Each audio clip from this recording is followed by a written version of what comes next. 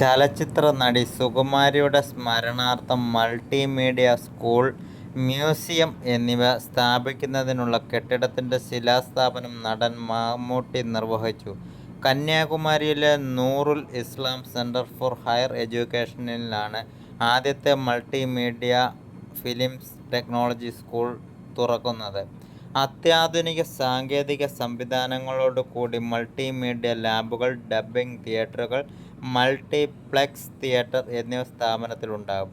പത്മശ്രീ സുകുമാരി മ്യൂസിയവും ഇതോടൊപ്പം സജ്ജമാകും. സുകുമാരിക്ക് ലഭിച്ച അംഗീകാരങ്ങളും പുരസ്കാരങ്ങളും ഇവിടെ സൂക്ഷിക്കും.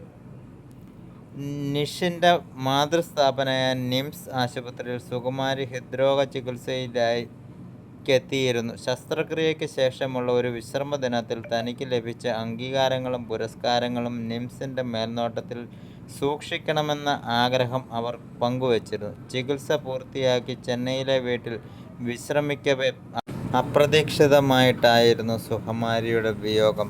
സിനിമാ ലോകത്തിന് തീരാനഷ്ടമാണ് സുകുമാരി. ഓർമ്മകളിലെന്നും കാത്തുസൂക്ഷിക്കാൻ ഓരോ മലയാളിയും ഉണ്ടാകും എന്നും.